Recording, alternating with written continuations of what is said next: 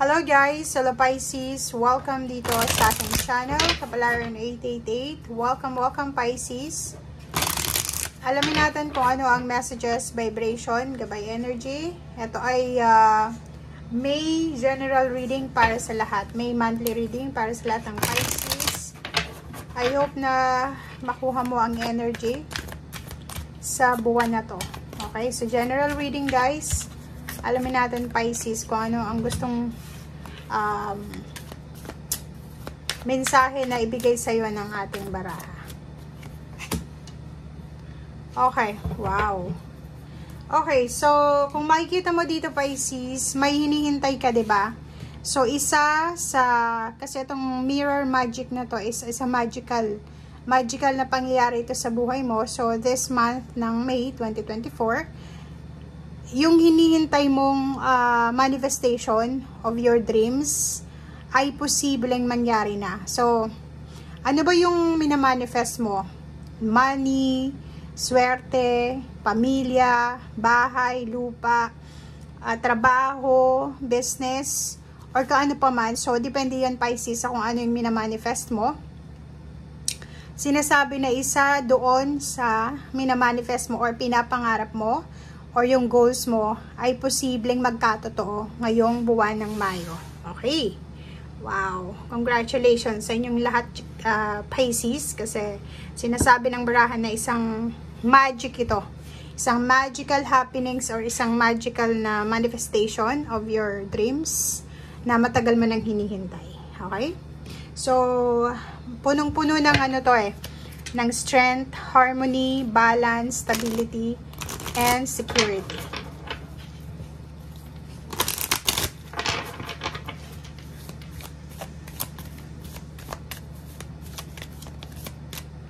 Okay, Pisces. Next card natin is ano yung blessings. Yung blessings na to, itong 35, money siya. So, posibleng may clarity ka na regarding sa money na hinihintay mo or minamanifest mo.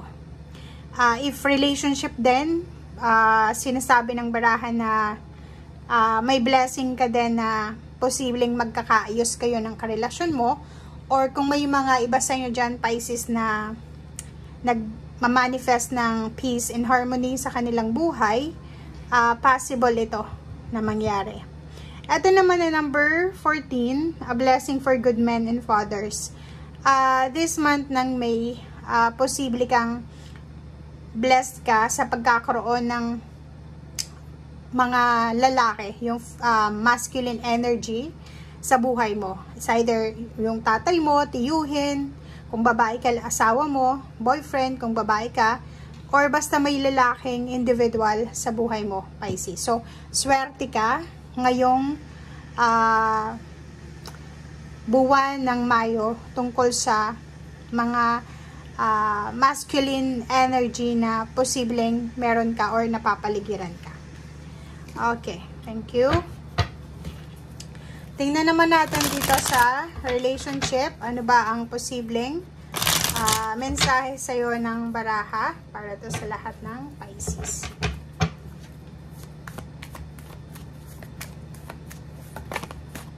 Okay. Pisces, nakikita ko sa'yo dito na busy-busy ka. Wala kang panahon ngayon para sa relationship or wala kang masyadong sasayangin na panahon para sa kung ano man na issue regarding relationship, mapasingle ka man or in a relationship, kasi busy-busy ka sa obligasyon mo, financial obligation, like busy ka sa trabaho, pagbabudget, busy ka sa pag-iipon ng pera. And nakikita natin dito na wala ka namang masyadong problema sa relationship. Wala namang masyado kasi yung Prince of Cups and Princess of Pentacles, sinasabi na kalmado, balanse, and peaceful. Balance and peaceful yung emotional and financial mong pamumuhay. Pero, ang focus mo sa month na to is yung pagbabudget ng pera siguro, or busy ka sa pag-iipon ng pera, or pwedeng busy ka sa pagbibilang, or budgeting, or planning para sa usaping pera. Wala namang mga issue regarding sa relationship.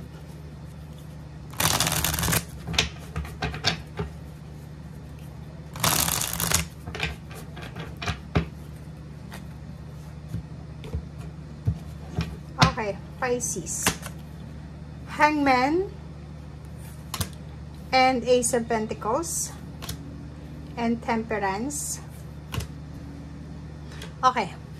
Meron dito ngayong Mayo na Pisces na posibleng papasok sa bagong estado or bagong phase ng financial success.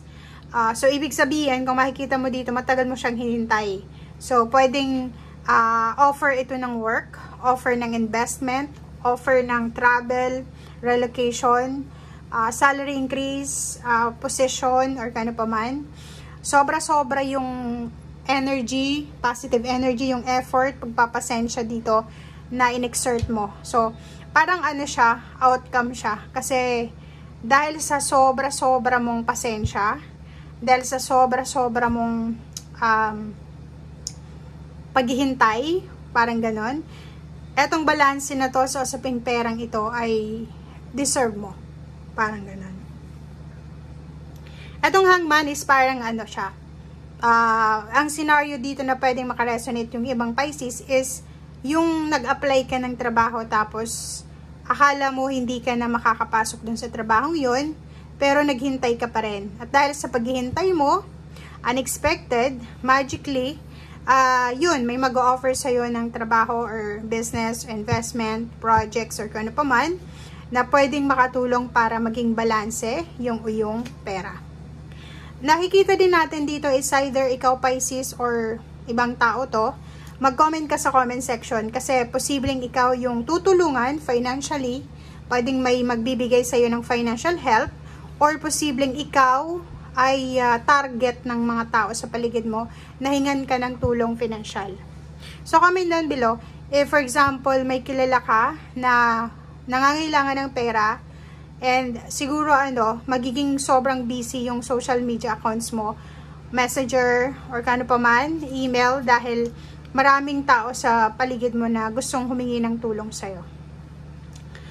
Ace of Wands, nakikita ko sir dito na excitement, passion, parang ganon. So, if, for example, dumating na itong matagal mong minamanifest, dumating na yung matagal mong pinapangarap sa buhay, manifestation kasi siya fulfillment, achievements of your goals and dreams, talagang sobra-sobra yung excitement, yung passion, yung motivation, determination, and the more na maraming blessings kang darating, the more na mamomotivate ka. And at the same time, nakikita natin dito, may Pisces na ikakasal siguro, or may blessing sila na natanggap or matatanggap ng kanyang asawa, boyfriend, girlfriend, parents, siblings, or kung ano man tong biyaya na posibleng matanggap mo, na sobra-sobra yung gratefulness or yung pagpapasalamat mo sa blessings na to. Kasi matagal mo siyang pinangarap. Okay. So, dito din Pisces, ang negative lang dito sa buwan ng Mayo is,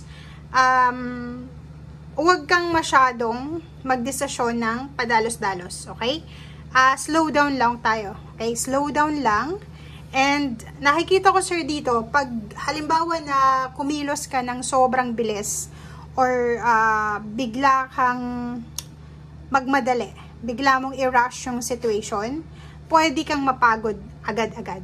Okay? So, simulan mo May 1 hanggang May 31 na chill lang, 'di ba? Kung ano man itong mga gagawin mo, ano man itong blessings na matanggap mo, chill ka lang, 'di ba? So, maging grateful pero maging humble pa rin. And if ever man maraming mga parang pagkakataon na magiging busy ka this month, make sure na bigyan mo yung sarili mo ng time para makapagpahinga. Okay? And sinasabi ng baraha, huwag tayong masyadong mabilis sa decision making, mabilis sa kung ano man tong ginagawa natin. Matuto tayong magpasensya, matuto tayong maghintay, and matuto tayo din na magpahinga guys. And i-prioritize mo daw yung iyong mental health, physical health, and especially yung financial mo. kailangan mong bawas-bawasan yung sobra-sobrang gastos. Bawas-bawasan mo din yung sobra-sobrang pagkain siguro sa labas or sa fast food or kan pa man. Kasi nakikita mo dito, nasa Princess of Pentacles ka, nagbabudget ka, or sinasabi ng barahan na may kailangan kang alisin na mga once mo lang naman 'di ba? Mga subscription, like kung ano man na subscription na meron ka every month, make sure na tanggalin mo siya ng paunti-unti. Okay? Thank you guys. Ito ay para sa lahat ng Pisces friends natin na nanonood. Maraming salamat and see you again. Bye!